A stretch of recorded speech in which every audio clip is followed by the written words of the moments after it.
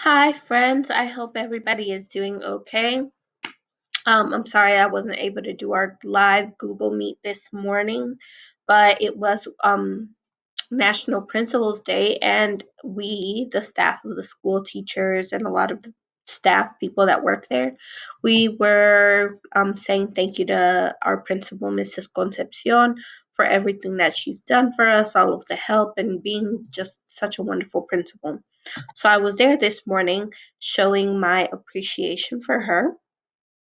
So I wasn't able to do that, but I wanted to go ahead and record this video and kind of do what we would have done during our Google Meet today, okay? So I'm sharing my screen with you guys. I hope you guys can see it well. Perfect. So I just want to make sure everybody's doing okay. I'll just let you guys know I miss you guys. I hope you guys are doing well and your families are doing well. And I appreciate all the work that I've been getting from you guys. Okay. So let's go over a little bit of what we've been doing this week in our literacy.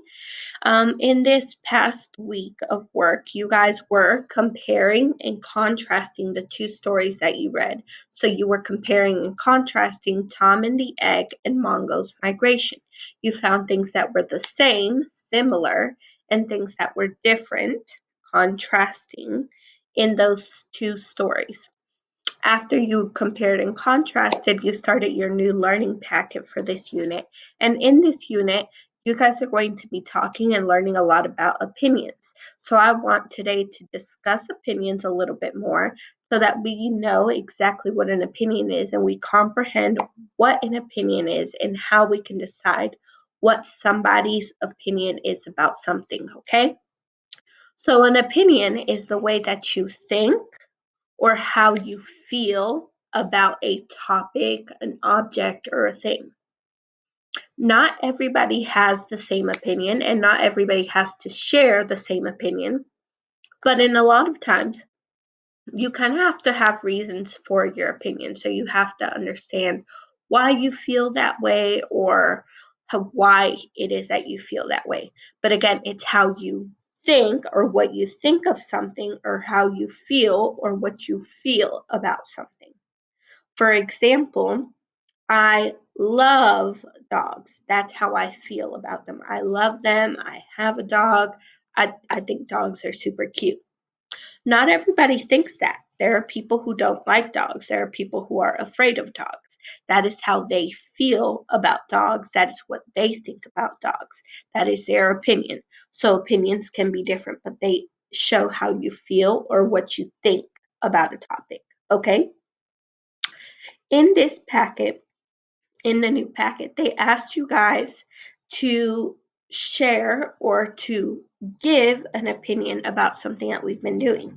So we learned about different birds, and they asked you to give your opinion on what you thought was the most amazing bird that we've learned about. So you had to think, which bird did you think was amazing? Not everybody thought the same thing. Not everybody has to think the same thing. This is an opinion. It is what you think or how you feel about it. Okay? So that was the first opinion that you had to make. So now that we comprehend what an opinion is, I want you to keep that information stored in your brain because during this unit and in this new learning packet, you're going to be dealing a lot with different types of opinions and having to identify opinions and then forming, which is making your own opinions about things. Okay? On day 22, it asked us to read Where Birds Make Nests. And then it asked you to form an opinion on which nest location was the most interesting. I want to share with you my opinion so that you can see what my opinion is, and maybe your opinion will be different from mine. Again, it asked us to share what was the most interesting location for a bird's nest. So, in giving my opinion, I put, in my opinion, the most interesting nest location is in the mountains. That's my opinion. I think that's the most interesting location. But then I have some reasons for it. Here I have the reasons for my opinion. I think this because the mountains are really tall landforms, so the nest would be really high up.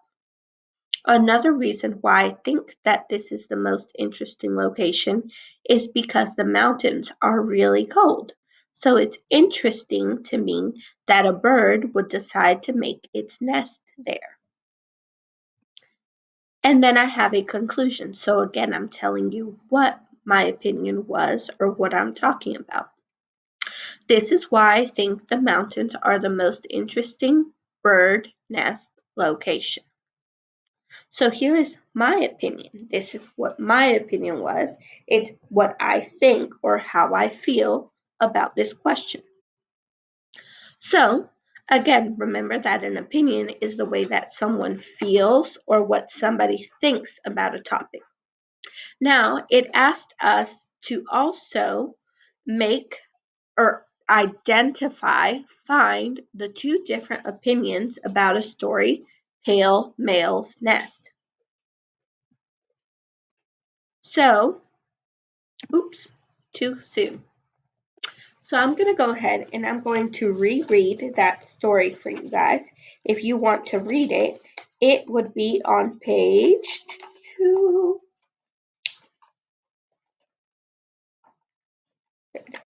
On page 13 of your new learning packet. Okay? So on page 13 of your new learning packet, I'm going to read it and then we can decide, or I'll show you what the two opinions are. But I want you to see if you can identify them, to see if you were able to identify the two different opinions, two different ways that people feel or what people think about this story. Hawks in the Big City. A special red-tailed hawk named Pale Male and his mate, Lola, are quickly becoming famous birds. Unlike most hawks who like to build nests in trees, these birds built their nest on a tall building. And it isn't just any tall building. Pale Male and Lola found a fancy apartment building in New York City to use as their nesting place. Bird watchers are watching in amazement as these wild birds make a home for themselves right in the middle of one of the busiest cities in the world. Some neighbors who live in the apartment building are not quite as happy. They think these birds are a nuisance and something has to be done. In the end, the nest may need to be removed. All the bird watchers are angry and upset, but others think it is the right thing to do. There are usually two sides to every story. Bird watchers want what's best for the birds. Leave that nest up, the bird watchers are saying. They think the nest should stay where it is. Birds need nests to protect and raise their babies. Tall buildings are good places for birds to nest because they are similar to trees. A hawk's natural nesting place. Also, the hawks can easily find food in the big city. They love to dine on rats, mice, and pigeons. The bird watchers also think that leaving the nest up is great for people who enjoy watching wild birds. There are many reasons why these people want the nest to be left up on the building. These hawk lovers will be so sad if the nest is taken down. That nest is a mess. Many of those who live in the apartment building want the nest to be taken down. Take that nest down, they are saying. Bones, feathers, and bird poop fall onto their balconies and the sidewalk below the nest. What a mess, they complain. There are other reasons why some people want the nest to be taken down, too. The bird watchers who gather to watch the hawks are making the area too crowded. Also, parts of the nest fall onto the sidewalk below, which is dangerous for the pedestrians who walk there. In New York City, it is legal to remove a bird nest as long as there are no babies or eggs in it. There are no eggs or baby birds yet, and they think Pale Male and Lola can find a better place to live. For all these reasons, many people think the city should take the nest down. What do you think should happen to the nest? So I read the story, and now we have to identify what are two different ways that people are feeling or they think in this story. The first way that we found is, or the first opinion, is that one group of people want the nest to stay where it is. So they want the nest to be protected. They don't want it to be moved from where it is. The second opinion is that the second group of people want the nest to be taken down. They don't want it where it is. They want it taken away or moved to a different location, a different place. These are two different ways that people are feeling in this story about that bird nest. Were you able to identify the two opinions? Well, in this next week of work, you're going to continue to work with those two opinions, okay? Now that you identify them, you're going to have to go back into the text, so you're going to revisit, just like good readers do, but this time you're going to find your evidence. You're going to find the proof to show why those people are feeling that way. So why do some people want the nest to be protected? What are their reasons? And what are the reasons for moving the nest? Why do people have that opinion saying that this nest should be moved or taken down? You'll have to find the reasons that are in the text, not what we remember or what we think, but what does it say in the text? Once you find that, you're going to be using those reasons and you're going to be using what you find in the text to plan a paragraph. Remember that we started writing paragraphs right before we had the quarantine, so we kind of know the structure to a paragraph. But I'm going to go over that with you again in case you need it, okay? So let's take a look at the structure of a paragraph, of an opinion paragraph. Right here, I have my example, and I'm going to show you. When you're writing an opinion paragraph, the first thing that you want to include is an introduction. The introduction is telling people what you're writing about. So in my opinion, I put here that people have different opinions on what the most interesting location is for a bird's nest, because that was what I was answering. After you give the introduction, you're going to give your opinion or the opinion that you're talking about. So, in my opinion, the most interesting nest location is in the mountains. Then, this is where you give the reasons. This is your evidence for your opinion. So, I put here the two reasons why I think the mountains are the most interesting location for a bird nest.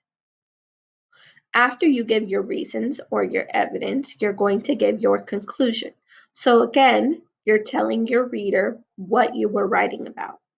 I was writing about why I think the mountains are the most interesting location for a nest. So this is what your structure will look like. You're going to talk about what it is. First, you're going to write about what it is that you're talking about. Then you'll give the opinion that you're talking about. You'll give the reason or the evidence that you found in your text. And then you'll give us a conclusion telling us again what it is that you're talking about. Remember that your introduction and your conclusion should be saying almost the same thing. So remember the structure, or make sure you can come back and look at it in the video if you need another example again. But you'll be doing that with the different opinions from our text. Then, let's review a little bit about what we did in our social studies, okay? In social studies, we learned and we continued to talk about goods and services this past week. So, I saw a lot of your work and I saw some of the great services you were able to identify and some of the goods that you were also able to identify.